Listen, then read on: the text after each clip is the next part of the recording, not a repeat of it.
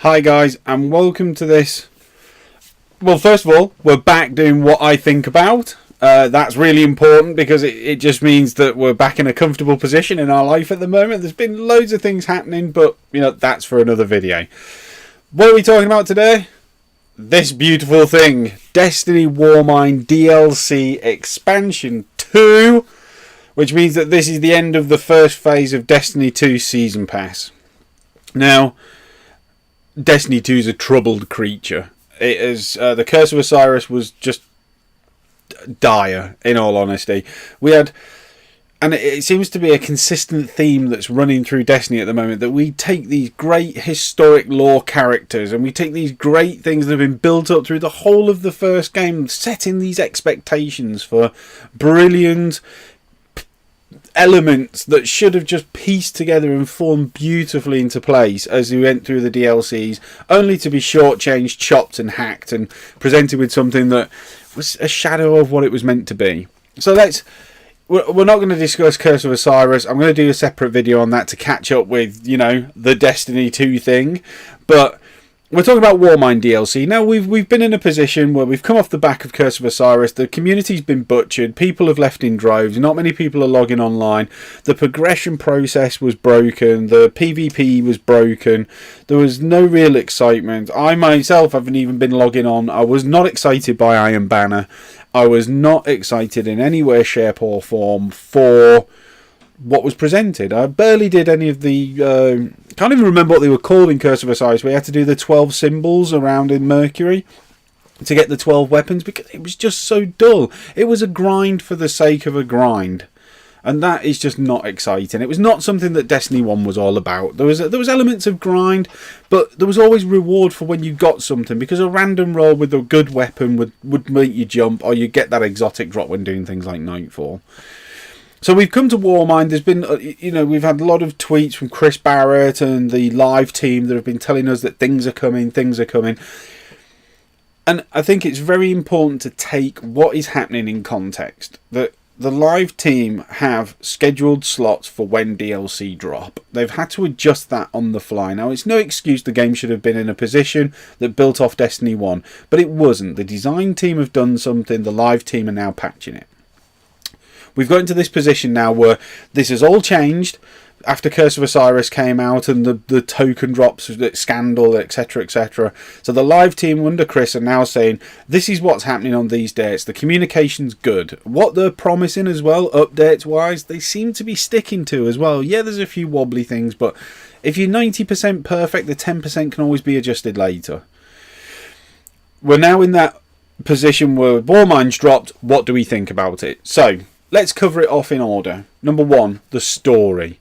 So I actually quite like the story. There's going to be mixed reviews, and it's all personal opinion. I like the story. I think it introduces Anna Bray, a cool character. It introduces a worm lord, a worm god. It introduces Rasputin finally properly in his full-fledged things. It shows some friction between our characters and Zavala when trying to reactivate Rasputin. Spoilers, by the way. There's been new settings. The skybox is as beautiful as ever. Mars just looks like Mars does. It is just red. It has got a graphic. It just looks so Destiny. There's the new play space as well, which is really cool. It's very open. It looks and feels like Destiny. There are a few niggles with that, but I just want to concentrate on the pros first. There's great new effects when you kill the enemies, especially the Thrall when they're in the ice region. They kind of blow up in this graphical effect with particle effects, and it sounds like ice cracking. It's just there's little details that have been added in to give that overall experience, to give it similar but different. It feels different.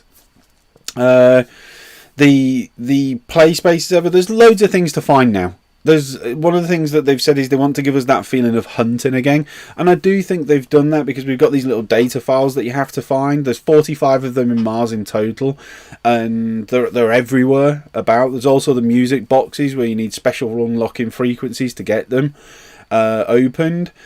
And you know, there is this sense that there's stuff to do and stuff to find, and you're going to go and hunt and go and exploring into places. Now, I've always done that with Destiny. When Destiny 2 first came out, if you've watched any of my first preview videos, you would have seen me going into the nooks and crannies because I was looking for ghosts, and you know, I was expecting there to be more collectibles, which was really disappointing because I got all the ghosts in Destiny 1, and I loved that hunt and that grind to get. But there didn't seem to be anything in Destiny 2. And this is what I really do like about this. They've gone back to that. There's stuff hidden. There's stuff to look for. There's stuff to find. And I really appreciate that. Also, as well, there's new variants on enemies. Not many. There's a few reskinned models. And, you know, it does feel as though the difficulty levels have been hiked a little bit now. You know, when you're first going through the story, it feels as though there's a bit of a challenge and you do have to work a little bit. Especially if you solo play as well. And you know, you get to that feeling of you've got to be a bit more tactical in choosing your weapons, unless you get a really cool weapon. Like the first exotic drop I got was Risk Runner, and it just melted everything it touched. It melted, and it felt like an exotic. And that's a little nice segue onto the exotics. They do feel like exotics now, and they feel special. They feel powerful, and that's what Destiny 1 wanted. That's what Destiny 1 had, and Destiny 2 needed. Now, Graviton Lance is obviously the go-to default at the moment. Huckleberry's also one of the ones which is just and Risk Runner just melt. But there isn't the one. That's the thing that's missing, is that hook. That very special exotic weapon. There's no Galahorn. There's no OPP, you know, over powerful, super powerful. It's the exotic that you're going to chase and you're going to grind for, and that's hurting it a bit. You know, we've got the exotic sword and we've got the other exotic weapons now, and Suros Regime seems to be one of the weapons of choice to go for. But we've seen it before. You know, the exotic sword quests in Destiny 1 were brilliant. And, you know, Galahorn was the weapon to have. That's what most people ground every week for. And that's what it's missing. It needs that. Bungie seems scared of having something that's so powerful that people want it. The music score, not Marty O'Donnell. The music score in Destiny 2 is on point. It is just brilliant. These dark rumbling noises that build up into a crescendo. It is fantastic, and that is one thing that can be complemented completely with what they've done. The musical continuality through the games has been astonishing. And we also found out as well that Music of the Spheres, which was the music that Marty O'Donnell originally did for Destiny 1 in partnership with Paul McCartney, Bungie's actually releasing now. So it just goes to show that the music element is now important, and more important than ever. And I think Warmind really cements that. There's new character interaction as well. You know, there was this element in the game where, you know, you first meet Anna Bray, and you know, she's a really cool character. The voice acting's on point, the character's on point, and I can't really go into much depth without getting into the negatives, but we'll jump onto that straight after this. The lore value is where I think this really gains momentum. I think this is where they've really done a good job on adding that extra information. I'm one of those. I love the story. I love the background to the characters. I love investigating how Cade became Cade. Where was Anna when everything was happening? You know, what Clovis Bray's been investigating now in the not Xeno program, but the robot program. Just because the show Lore Master. This is why I leave all this to stuff to Bife and all the rest of them. But I think they've really added in all the little touches and all the little story elements. And, you know, Stephen Fry's in there as the computer of Clovis Bray. Perfect choice. Couldn't have chosen anyone better to do it. It's just, for the lore element, they've really gone and made that difference on who's this, who's that, why is this here, why is that there. It is brilliant. It is really good, and it's added the depth I think the game was missing. It just still needs that grimoire centralized location where you can go and just read the lore. You know, bring back grimoire cards and put it in the game. Give us a dictionary of grimoire that takes all Destiny 1 stuff and all Destiny 2 and puts it into a cohesive pattern, story, card listings, just backgrounds. And when you unlock it, it's accessible somewhere, or you can re-listen to audio files. It just needs that so that you don't have to do the grind of, I want to listen to that again, I need to go to that location. I know you can look it up on YouTube, but what's the point? I don't want to go to YouTube to look something up. I want it in-game. I think that's the positives. I think overall it's a step in the right direction, but with every step forward, as ever with Bungie at the moment, there is a step back. Now, just before I go on to the negatives, I will have to say, Vicarious Visions, the guys that did the PC port, and essentially the team that ran the whole Warmind DLC expansion, have done an amazing job. They have obviously been working in coordination with Bungie, and they did the whole Destiny 2 PC port, but wow, to have an external team come in and deliver the quality on what they've delivered, in probably the short space of time they've had, or if it's already been built, we don't know. But Vicarious Visions have done a great job on delivering this as an external team working with Bungie, and I think, if this is a really good example of Bungie working with an additional team, and it should continue. Vicarious Visions should be implemented and used more to help flesh out the main story and give them some flexibility. Those guys, I think, could do some wonders with the story. Bungie needs to let them do it. So, overall positive. There's also we've not covered off in the new Mars play area. There's also escalation point. It's just a horde mode. Going back to Halo Reach days and firefight there. I've tried it. I quite like it. I think and this goes into the negative bit again, but overall I think it's a great addition. But I think it's an addition that you'll benefit from later, or for those quick grinders that have got up to the 370 mark now. Let's go into the negatives. So one of the negatives, the characters yet again don't feel fleshed out. You get introduced to these brilliant people in Destiny, and then they just do nothing. They become irrelevant NPCs in the background.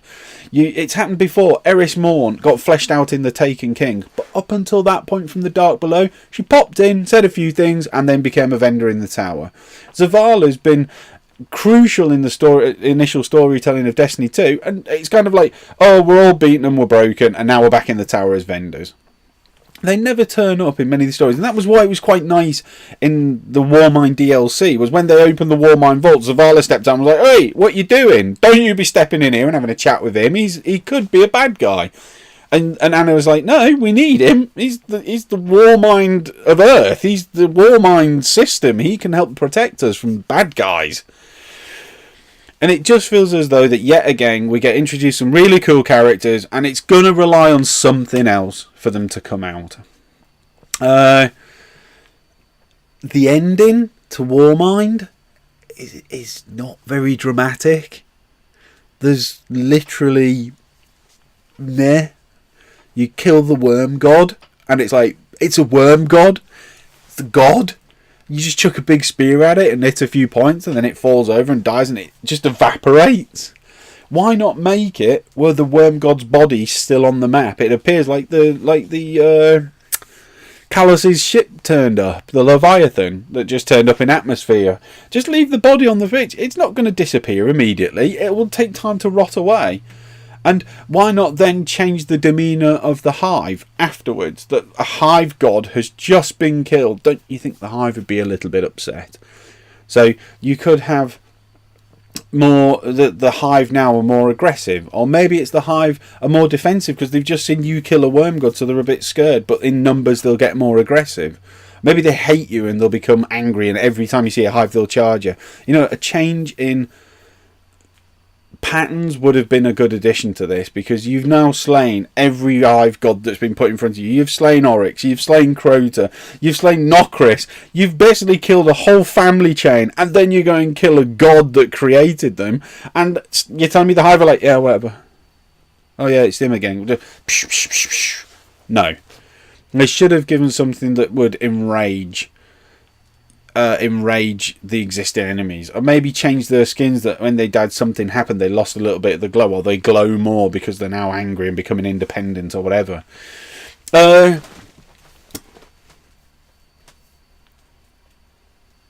And the Taken King set a benchmark that I think they've really not hit since. Rise of Iron was good, and it was that kind of very wrapped up ending of when you're Lord Saladin, when you speak to Lord Saladin at the end, he was like, here's the sword. It felt like it was the passing of the banner of the sword to the new generation of Iron Lords. And now Lord Saladin's never heard of. Another one of those characters fleshed out you don't get to speak to anymore. Well, he does, he turns up for Iron Banner, but it's just like pops up once a week, doesn't really say a lot, and then disappears again.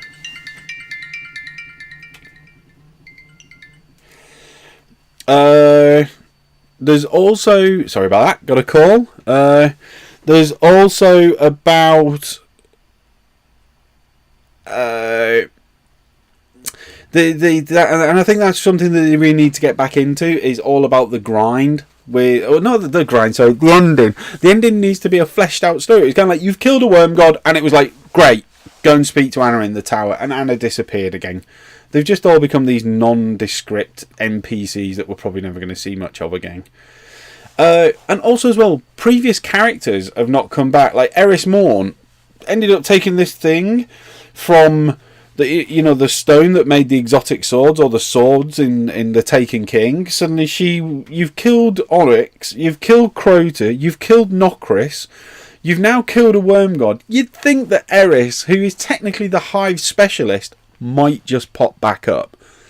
Even if it's just a point that she's like Xur and she might turn up once a week, or she might be there for a period of, like an Iron Banner, where it is, thank you, you've freed me or something. It's just Anna's important for Mars, but Eris ties the Vanguard to the Hive, and this story is primarily about a worm god trying to destroy the Warmind.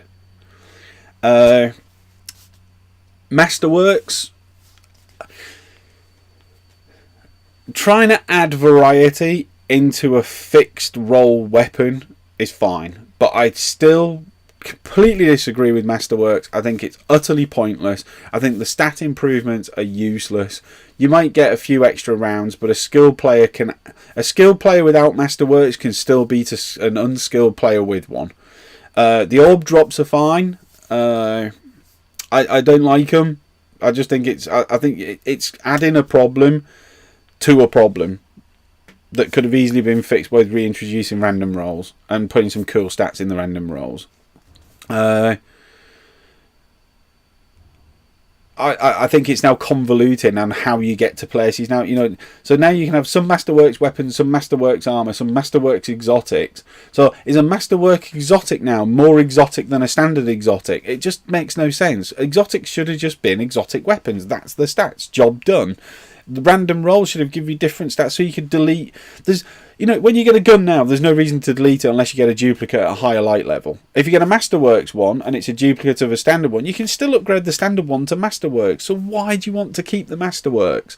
It just feels so distracting. Recycling stories, the story as strikes, or adding strikes as story. Now, when you played the first game, when you got to see stuff like Omnigul and you got to do the summoning pits and all that, it was an integral part of the story. And then that was a strike within the story, but on the map it was highlighted as a strike. Why? We get that. And then you could play a strike playlist because all the strikes were on the maps. But now trying to integrate strikes into stories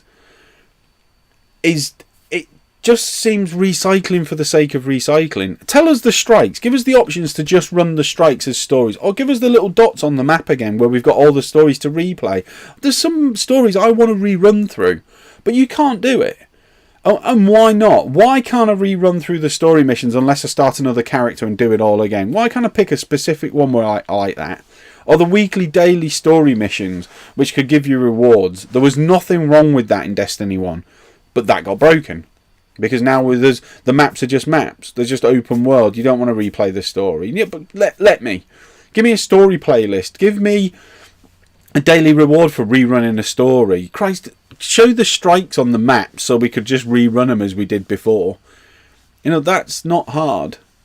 That's easy to integrate. It would allow the community time to rerun the stories and get to know little bits about it in more depth.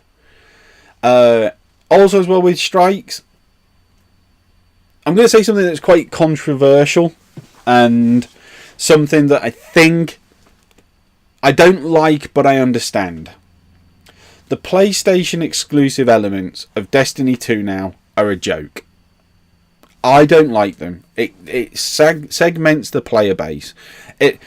Alright, yes, it's going to sell Destiny 2 on another console, but surely that's not the driving factor behind this. What's behind this is not about sales on a separate console. This is about cash.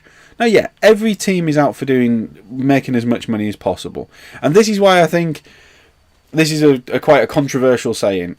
Every other review that I've listened to and everything that I've watched on Destiny 2's Warmind DLC has said that the PlayStation exclusive is a joke, and I agree deep down in my heart. The games player in me completely agrees. Sorry. The games player in me completely agrees. I don't like the fact that there is... I own both consoles. I own an Xbox and a PlayStation. I do not mind the fact that I can log onto my PlayStation and play one set of things. I completely understand where they're coming from with what they're trying to do. I really do. What Bungie's had to do is Activision have signed an exclusivity contract with PlayStation for all initial stuff, and PlayStation have paid Activision a bucket load of money for that exclusivity. So when they are producing DLC content, they want that extra thing that's on PlayStation to say, this is where you're going to buy it. Now, the PlayStation stuff has always been tat. It's always been not very good, and it's not added anything to the game. It's just an extra strike, and you know, in all honesty, it's okay. It's not brilliant, but when are we still in that day and age now where there is content that for a game that is bought equally on all shares across all consoles and PC, and now there's stuff you can't have access to? You know, exclusivity for the first game, fair enough, but the second game, nah, come on. You've got PC players, Xbox players, and PS4 players now. There's no way that this should be segmented at all, where an experience is on one above the other. Everyone's paid the same money. PlayStation may have made that money. Well, why not just make it that the DLC comes out 30 days before everyone else? Or don't give exclusivity stuff like that. Give them something stupid like PlayStation skin, but not a strike. That's counterproductive. So I don't like that at all. But it's a contractual thing. You know, whenever Bungie mentions it, they're talking about it. They never seem to mention it anymore. Deej is very aware now of not speaking about stuff like that. And I think they understand it hurts the community. Especially for the fact that I'm a PlayStation player and I'm an Xbox player. I've paid exactly the same money, but the PlayStation gets some more stuff than I do. Well, why? Why? Well, then make the Xbox version cheaper because it doesn't contain as much content. That's my argument. Or make the PC version cheaper because it doesn't contain much the same content. It just in this day and age, it shouldn't happen. Exclusivity should come in the form of something else and not strikes. Gear, skins, whatever, a special bike or whatever. But this is a collector's game where you can't collect everything. It's as simple as that, and I don't like that. The biggest thing for me out of all this is what I would consider the worst possible thing of all, and that is the grind has been slowed down. If you're a power player and you hit this, you have to play now twice as long to get the same thing that you would do in the game before. Now, there's two arguments to this. One is that you should have to take time to grind, and it stops people burning through the content too quickly. But considering that one of the main aspects of the new game is escalation protocol, and you need to be a specific light level to play it, with a team of specific people around the same light level again to play it, and the grind to get to where you need to be is nigh on, it's terrible, in all honesty.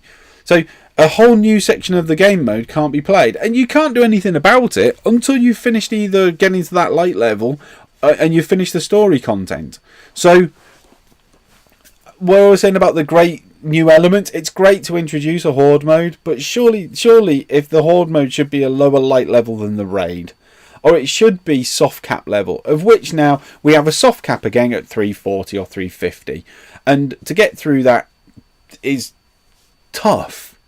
Especially if, I mean, I was quite lucky on some of the drops I got and how I played the story and all the extras that I did, and I was lucky enough to get involved in a few public events that give me some extra blues that pushed my light level up, and some extra purples that push my light level up. But playing through the story again on my Xbox character, wow, there's a huge difference in the way I jumped versus the way I jumped on PlayStation, and I don't like that. You know, the grind, every time you do it's like heroic strikes. Heroic strikes offer nothing to you. And when I say nothing, they add no extra value. All the items that drop in a strike are the soft cap light level. So there's no point to doing them at all. Play through them once, get the experience, and then just go, yeah, not doing it again. The only way to increase your light level is by doing the weekly activities. So like doing the thingy point on where you go and get your purple from Cade. I can't even say what it is because it annoys me so much that there's 4 things to do. Do the raid, do a heroic strike, maybe do 1 heroic strike to get your purple engram, and then do the fusion point or fishing point, whatever it is, and get your purple engram from Cade. Then you'll probably get one from when they bring back faction rallies, and the other few bits that you can do in some PvP. Get your purple engrams, do your clan stuff, job done. That for the week, there's those couple of things to do, and it's done. That's it. No, it's not like it used to be. You could run Nightfall in the old, in a Destiny 1. You could run your Nightfall, you could do your daily stories, you could go and do a few other bits, and you could also do your daily quests. And once you've done those, you could get towards getting a purple engram from the Vanguard, which would then give you something of higher light level than what you were at. So there was always that little element of progression that was based upon time played. Well, with Destiny 2, it's just like, do these things and that's it, log off. Done. And I really don't like that. I really don't like that. And considering the dwindling player base as well, finding people for raids that are willing to sit down, the Sherpas have gone to take people through raids. The raid teams now, if you're not in a clan and you're not in an active clan, forget it. Your chances of finding it, the LFG groups have fizzled out. They're still around, but not to the extent they were before. And I just think that's the bit that needs improving. So those are the negatives. PvP, well, PvP is still mostly the same. Team shooting is still prevalent. I feel as though the heroic moments are gone. There used to be those cool times in PvP when you could just stomp in and bam, bam, bam, bam, bam, bam. You could take 3-4 enemies down out of a 6v6. You felt like a super titan or a super hunter, and you could blade dance and chop through 4 or 5 people. Or, you could golden gun a blade dance to take them down, or you could titan slam a bubble. There was all these different things that give you that heroic moment, and I just don't feel that at the minute. It just doesn't feel heroic. The exotics add something to that, but that's the gun doing it, not the player. A bad player with a good gun can cause loads of damage, but a good player with a wrong loadout, it's if you try and set the precedent of trying to get headshot kills with hand cannons, forget it. You're done. Don't bother. There's new maps in PvP, which is good. I quite like them. I think the layouts are quite good. There's the new leveling system, which is Glory and Honor. I'm sorry if I got the names wrong, but Glory is the matchmaking on ranked playlist. I love the intention of this, but Bungie's a team that developed Halo 2 ranked play, which is ranked play on consoles. This is the company that taught every other company on doing ranked playlists on console how to do it properly. Halo 2 was the benchmark of playing ranked, and you needed to be competitive, and you needed to be on that daily, weekly, monthly to keep your ranking up so that you didn't slip down the ranks. And this one, it's fine. I mean, if you go in as solo queue and you're lucky enough to get a team of 3 looking for 1 extra, you stand a chance. If you go solo and you get 4 randoms and you go up against a team, forget it. Forget it. You're not going to come close to them. They're going to out-coordinate you. They're going to outplay you. And you're going to get destroyed. And your rank goes down. And then you have linked. So if you win loads of matches, it carries on and it gives you more and more. If you lose, you have a losing streak and a winning streak. And if the losing streak goes on, you can be destroyed through no fault of your own. And the matchmaking is just a joke. You know, if there's a team, it should rank team with teams if you're in the same clan, and that's who you play against. If you go solo, put 4 randoms and 4 randoms and do it that way. And then at least you stand a chance. But at the minute, you go into Glory and you come across a well-organised, well-trained team who play together constantly, you're dead. You don't stand a chance, especially if you're solo. Now, if you are a team and you go in and you get destroyed by another team, that's ranked playlist. Get used to it. Honour is just standard PvP. The big thing that I don't like about this, that they've missed a beat on, is 6v6. Why couldn't you have 6v6 in Glory? The 4v4 format. No. Don't introduce the world. That's like turning round to you and saying, here's a new element of the game and it's available for a month, and then pulling it away. It just seems wrong. Make it 4v4, 6v6. You know, why not make solo queues 4v4 and rank 4v4, which can be solos, and then you can have team 6v6. That'd be perfect. Or clan versus clan. So PvP is mostly some of the same. There's some new additions. The exotics now have a bit more of a meaning in PvP, but they should have been like that from the start. So, you know, well, it's a plus. Yeah. Overall, what do I think about the expansion? I think it's good. I think it's a step in the right direction, but they've yet again, Bungie doing Bungie things has stopped it being brilliant. You know, the Taken King was a benchmark. Now, this is just a £20, you know, it's a 20 quid expansion. And you can get some great deals at the moment to get Destiny 2. You know, if you go to Game and you're an Elite member, you can get Destiny 2 and the expansion pass for 20 quid. You know, you can't argue with that. That's worth it. But as a separate DLC, it's not worth £20. There's elements of the story which are broken, that don't get answered, or characters that are just pushed to one side after 20 minutes of interaction with him. And the entire campaign's 2 hours long. Now, what the things it does add and it changes are interesting. They're adding a foundation on which to build something great. So, for me personally, I think this is worth logging on. I think it's worth having a bit of fun with. I think it's worth doing a bit of the grind on and doing the adventures to learn a bit more about Anna Bray and do the story and see the Worm God. Is it something that I think you should grind day after day after day to get stuff which will be deleted in another year and a bit's time anyway? No, I don't feel that need. What I would say is September, the Bungie for me now and Destiny has got one last chance. And that is the September update. If the September update comes out and we've still got these problems in, I'm done. I'm out. There's no reason now that between now and September they've got all the opportunity to upgrade and rebuild and repurpose and come up with and get the story people together and build a story that is astonishing. But that is the crucial thing. The story needs to be engaging. There needs to be engagement with characters. There needs to be further engagement with characters. There needs to be a PvE wrap-up, an end to the story that leads on to something else. There needs to be new characters introduced, a new enemy, a new threat that challenges us, whilst at the same time gives us... It's part of the universe. I don't think we should just have a random faction turn up and then suddenly start blowing everything up. Maybe there's a union between us and the Cabal because there's a bigger threat involved.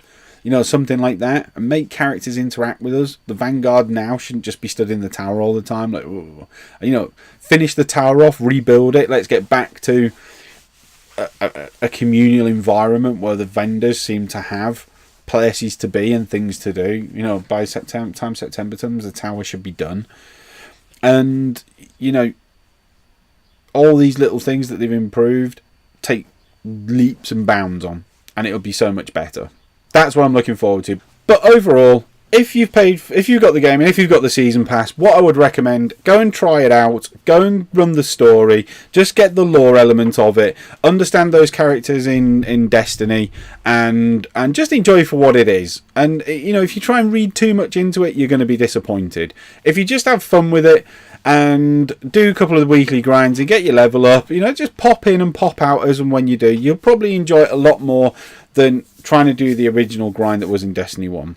So that's my opinion on it. Now, if you want to know a little bit more about what I do, go to damnprofit.com. That's my website. All my social media links are on there. You can read news stories, a little bit of background to who I am. There's some photos on there, and, you know, there's loads of stuff to explore.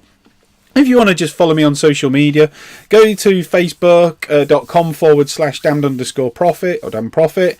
Go to Twitter, and that's @damned_profit. You can also go to Instagram. Just look for Damn Profit. You'll find me, and same on every other social media outlet. On twitch.tv/damned_profit and mixer.com/damned_profit. We did get there in the end. Thank you very much for watching this video, and all that leaves me to say is until next time.